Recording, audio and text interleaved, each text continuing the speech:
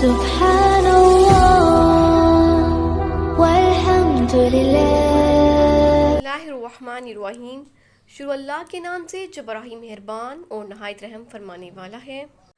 وَهُوَ الَّذِي اور وہی ذات ہے، انشأ پیدا کیا، جنات باغات، معروشات چھتریوں پر چڑھائے ہوئے، وغیر معروشات اور بغیر چھتریوں کے چڑھائے ہوئے، والنخل اور کھجور کے درخت، والزرع اور کھیتیاں، مختلفاً مختلف ہیں، اکلہ پھل اس کے، والزیتون اور زیتون، والرمان اور انار، متشابہاً ملتے جلتے ہیں، وغیر متشابہاً اور نہیں بھی ملتے جلتے۔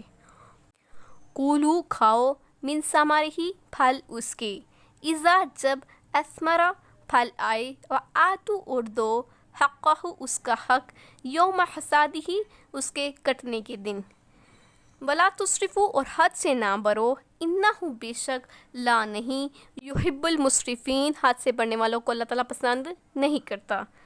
اللہ ہی تو ہے جس نے باغات پیدا کیے، چھتریوں پر چڑھائے ہوئے بھی اور چھتریوں پر چڑھائے بغیر بھی، اور کھجور اور کھیتیاں، طرح طرح کے پھل اگتے ہیں وہاں پہ، اور زیتون، انار، ایک دوسرے سے کچھ ملتے جلتے بھی ہیں اور ایک دوسرے کچھ ملتے جلتے نہیں بھی ہیں۔ جب یہ چیزیں پھلیں تو ان کے پھل کھاؤ، اور جس دن پھل توڑو اور کھیتی کاٹو تو اللہ کا حق بھی اس میں سے ادا کرو، اور اسراف مت کرو، بے شک اللہ تعالیٰ اسراف کرنے والوں کو پسند نہیں کرتا۔ خالق کل اللہ تعالیٰ ہی ہے، کھیتیاں، پھل، چوپائے سب اسی کے پیدا کیے ہوئے ہیں۔ کافروں کو کوئی حق نہیں کہ حرام حلال کی تقسیم خود کریں۔ درخت بعض تو بیل والے ہوتے ہیں جیسے انگور وغیرہ، بعض کھڑے جو جنگلوں اور پہاڑوں پر کھڑے ہوئے ہیں، دیکھنے میں ایک دوسرے سے ملتے جلتے بھی ہیں لیکن مگر ذائقے کے لحاظ سے ایک دوسرے سے مختلف ہوتے ہیں۔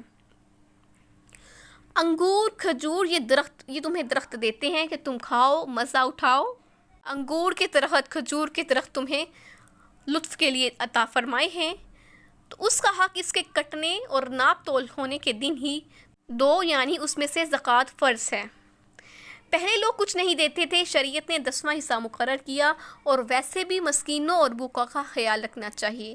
چنانچہ مسند احمد کی حدیث میں ہے کہ حضور صلی اللہ علیہ وآلہ وسلم نے حکم فرمایا تھا کہ جس کی کھجوریں 10 وزق سے زیادہ ہوں وہ چند خوشے مسجد میں لا کر لٹکا دے تاکہ مساکین کھا لے۔ یہ بھی مراد ہے کہ زکوٰۃ کے علاوہ بھی کچھ نہ کچھ اپنی کھیتیوں اور باغات میں سے اللہ کے بندوں کو دیتے رہو۔ مثلاً پھل توڑنے اور کھیت کاٹنے کے وقت کچھ لوگ مفلس پہنچ جایا کرتے تھے تو انہیں کچھ دے دیا کرو۔ بالیں پک گئی ہیں، پھل جو ہیں وہ اگ گئے ہیں، کوئی محتاج شخص آ جائے تو اس کی خاطر تواضع کرو، تو جس روز کاٹو کچھ چھوڑ دو تاکہ مسکینوں کے کام آ جائے۔ ان کے جانوروں کا چارہ ہو تو زکوٰۃ سے پہلے بھی حقداروں کو کچھ نہ کچھ دیتے رہا کرو۔ زکوٰۃ کا حکم 2 ہجری میں مقرر ہوا۔ کھیتی کاٹتے وقت اور پھل اتارتے وقت صدقہ نہ دینے والوں کی اللہ تعالیٰ نے مذمت فرمائی۔ سورۃ الکہف میں ان کا قصہ بیان فرمایا کہ ان باغ والوں نے قسمیں کھا کر کہا کہ صبح ہوتے ہی آج کے پھل ہم اتار لیں گے، اس پر انہوں نے انشاءاللہ بھی نہ کہا۔ یہ ابھی رات کو بےخبری کی نیند میں ہی تھے کہ طوفان آ گیا اور سارا باغ ایسے ہو گیا گویا پھل توڑ لیا گیا ہو یا جل گیا ہو۔ تو یہ صبح اٹھ کر ایک دوسرے کو جگا کر چپ چاپ چلے کہ ایسا نہ ہو حسب عادت فقیر مسکین جمع ہو جائیں اور انہیں کچھ دینا پڑے۔ یہ اپنے دلوں میں یہی سوچتے ہوئے کہ ابھی پھل توڑ کر لائیں گے، بڑے اہتمام کے ساتھ صبح سویرے ہی وہاں پہنچے تو کیا دیکھتے ہیں کہ سارا باغ خاک بنا ہوا ہے۔ پہلے کہنے لگے ہم راستہ بھول گئے ہیں یا کسی اور جگہ پر آ گئے ہیں، ہمارا باغ تو شام تک لہلہا رہا تھا۔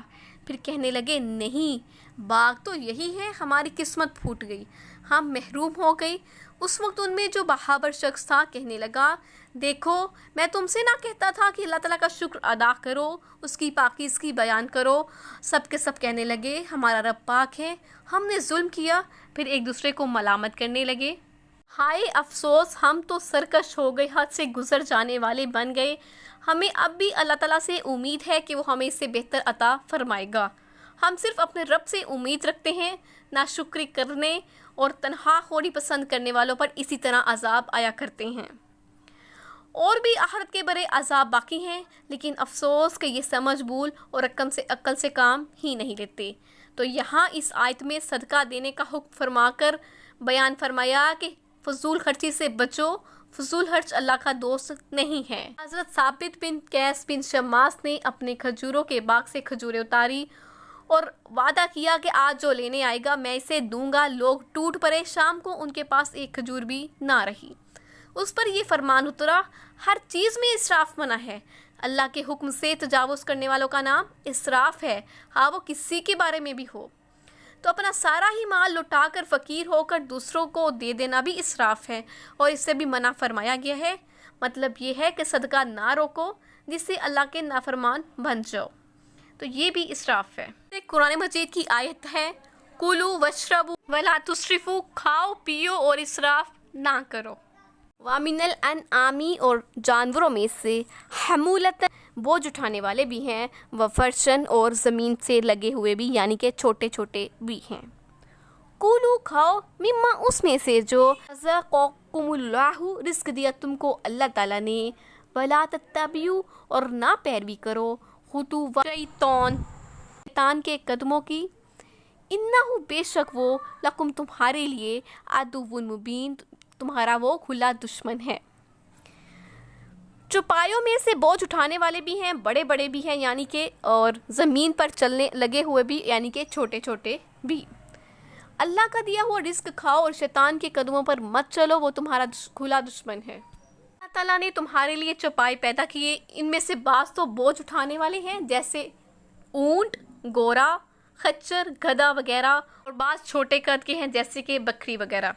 انہیں فرش اس لیے کہا گیا ہے کہ یہ قد و قامت میں پست ہوتے ہیں، زمین سے میل رہتے ہیں۔ یہ بھی کہا گیا کہ حمولہ سے مراد سواری کے جانور، اور فرشہ سے مراد دودھ پیا جاتا ہے اور جن کا گوشت کھایا جاتا ہے۔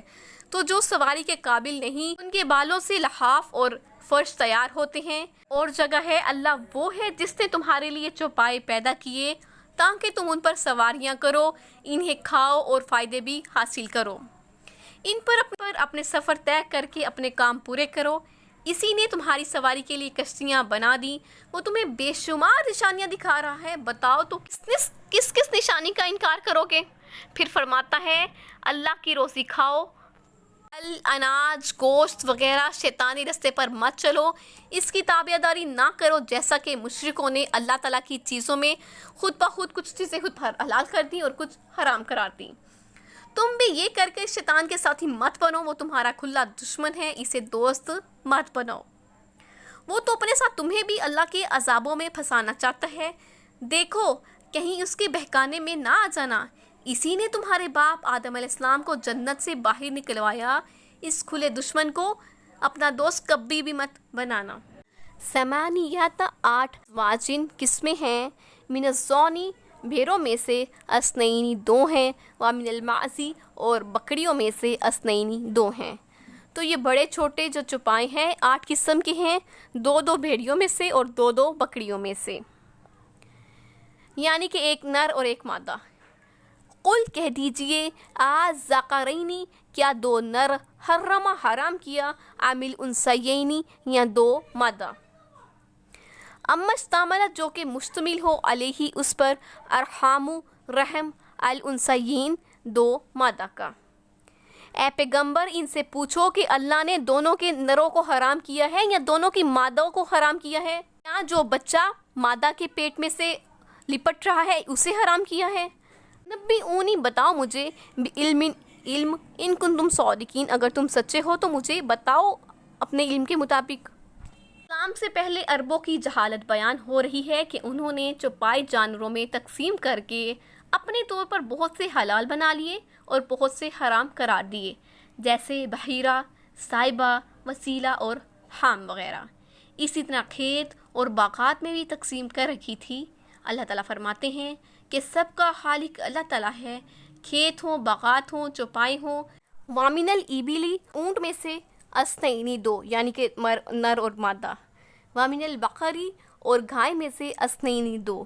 قل، کہہ دیجئے، الذکرین، کیا 2 نر، حرام کیا گیا، ام الانثیین، یا 2 مادہ کو۔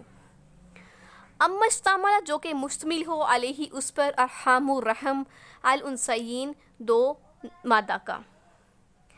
ام کنتم یا ہو تم شہداء گواہ اس جب وصاکم اللہ جب وصیت کی تھی اللہ تعالیٰ نے تم کو بہذا اس کی.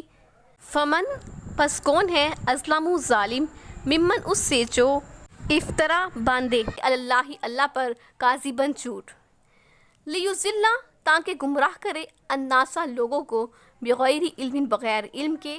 ان اللہ بے شک اللہ تعالیٰ لا یہدی القوم الظالمین ظالموں کی قوم کو ہدایت نہیں کرتا.